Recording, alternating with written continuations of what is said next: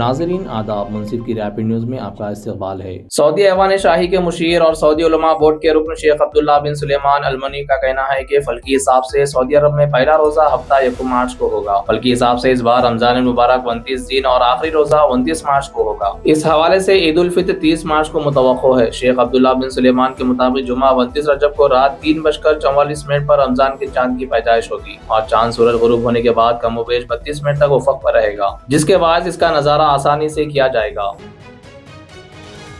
शाम के अबूरी सदर अहमद अशर्रा के अहलिया को पीर के रोज मक्का मुकर्रमा में देखा गया। वो उम्रा के मौके पर सियाह लिबास में अपने शौहर के हमरा मौजूद थी। इससे कबल उनका नाम मंजर आम पर नहीं आया था और उनके बारे में बहुत कम मालूमात मीडिया के सामने आई। ज़राए ने तस्दीक की कि मस्जिद हराम में उम्रा की अदायगी के दौरान अहमद अशर्रा के साथ चलने वाली खातून उनकी अहलिया लतीफ़ा है। वो अशर्रा के साथ बैतुल्लाह के अंदर भी दाखिल हुई।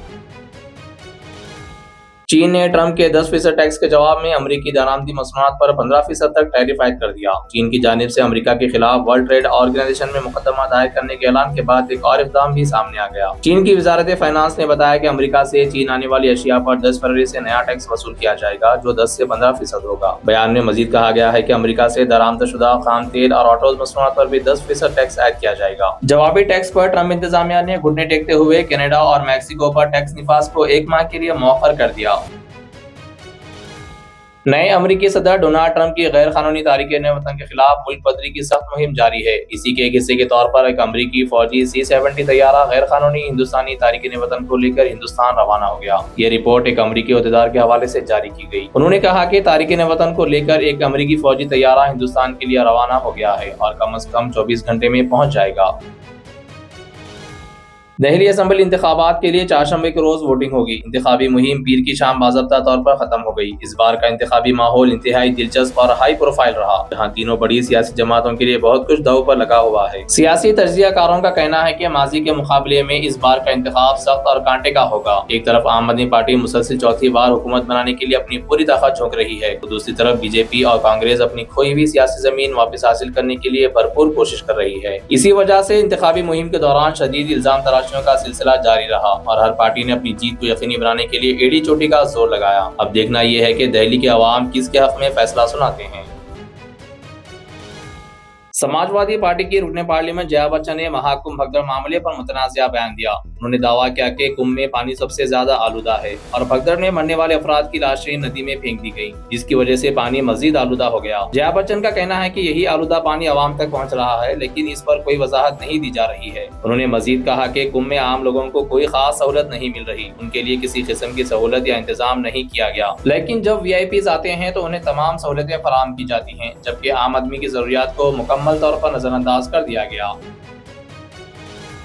समाजवादी पार्टी के सदर अखिलेश यादव ने आज लोकसभा में सदर जमहूरिया के खिताब का जवाब देते हुए बीजेपी को शदीद तनकीद का निशाना बनाया। उन्होंने महाकुंभ एक्सप्रेसवे, दिल्ली मेट्रो और चीन के मसले समेत मुख्तलिफ मामलात पर बीजेपी को घेरते हुए सख्त सवाल उठाए। लोकसभा में बीजेपी के साथ साथ अखिलेश यादव ने कांग्रेस को भी आड़े हाथों ले लिया। उन्होंने कहा कि अगर कांग्रेस ने उस वक्त हमारी बात मानी होती तो आज हमें यहाँ खड़े होकर जात पात की मर्दमशुमारी का मुतालिबा न करना पड़ता।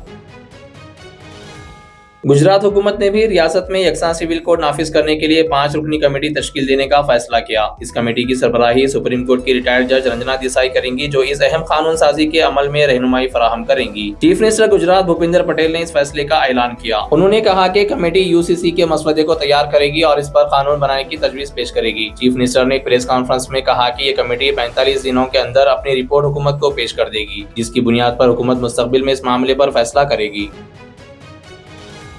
सुप्रीम कोर्ट ने गैर कानूनी तारिकीन वतन करार दिए गए गैर मुल्की शहरियों को फौरी तौर पर मुल्क बदर न करने पर आसाम हुकूमत की सरजनिश की और उसे हुक्म दिया कि हिरासत में लिए गए 63 अफराद को उनके आबाई मुल्क वापस भेजने का अमल शुरू किया जाए। एक दरखास्त पर समाअत करते हुए जस्टिस अभय और अजल भोयान की बेंच ने रियासती हुकूमत से कहा, आप इन्हें गैर मुअय्यना मुद्दत तक हिरासत में नहीं रख सकते। एक बार जब इन्हें गैर मुल्की करार दे दिया जाए तो उन्हें फौरी तौर पर मुल्क बदर कर दिया जाना चाहिए। आप इनकी शरीयत की हैसियत जानते हैं, फिर आप उनका पता मिलने तक कैसे इंतजार कर सकते हैं? ये दूसरे मुल्क को तय करना है कि उन्हें कहाँ जाना चाहिए। کانگریس میں شامل ہونے والے BRS کے منحرف MLAs کو قانون ساز اسمبلی کی جانب سے نوٹس موصول ہوئی۔ اسمبلی کے سیکریٹری نرسیما چاریلو نے BRS کی جانب سے دائر کردہ نااہلی کی درخواست کی بنیاد پر منگل کے روز یہ نوٹس جاری کی۔ نوٹس میں MLAs سے تحریری طور پر وضاحت طلب کی گئی، تاہم منحرف MLAs نے وضاحت دینے کے لیے مزید وقت مانگا۔ اسمبلی حکام کا کہنا ہے کہ معاملے پر قانونی تقاضے پورے کیے جائیں گے اور مزید کارروائی کا فیصلہ وضاحت موصول ہونے کے بعد کیا جائے گا۔ گریٹر حیدرآباد کی میئر وجیا لکشمی گدوال ایک حادثے سے بال بال بچ گئیں۔ وہ ریاستی وزیر پونم پربھاکر کے ساتھ شہر میں جاری ترقیاتی کاموں کا جائزہ لینے کے لیے پیدل دورہ کر رہی تھی۔ جب وہ پنجا گٹا کے ناگرجنا سرکل کے قریب پہنچی تو وہاں سڑک کے کنارے ایک اسٹریٹ لائٹ کے پول سے اچانک ٹکرا گئیں۔ اس کے نتیجے میں وہ توازن کھو بیٹھیں اور زمین پر گر پڑیں۔ واقعے کے فوری بعد ان کے ساتھ موجود ڈپٹی میئر، میونسپل کارپوریشن کے عہدیدار اور سیکورٹی عملہ ان کی مدد کے لیے دوڑ پڑے اور انہیں زمین سے اٹھا لیا۔ انہیں کوئی شدید چوٹ نہیں آئی۔ فطرت سے محبت کرنے والوں کو متاثر کرنے والا 17واں نرسری میلہ اختتام کو پہنچا۔ حیدرآباد کے پیپلز پلازا میں یہ میلہ 3 دن تک جاری رہا، جس میں مختلف قسم کے پودوں، مختلف قسم کے پھولوں، دواؤں اور نایاب پودوں کی دستیابی کو یقینی بنایا گیا تھا، جس کے باعث بڑی تعداد میں عوام نے اس میں شرکت کی۔ تقریباً 150 اسٹالز پر لگائے گئے پودے خریدنے کے لیے لوگ قطار میں کھڑے دیکھے گئے۔ گھروں کی سجاوٹ کے چھوٹے پودوں سے لے کر پھلوں کے بڑے پودوں تک سب کچھ یہاں دستیاب تھا۔ شہریوں کا کہنا تھا کہ یہ میلہ ان لوگوں کے لیے بہترین موقع ہے جو ٹیرس گارڈن شروع کرنا چاہتے ہیں۔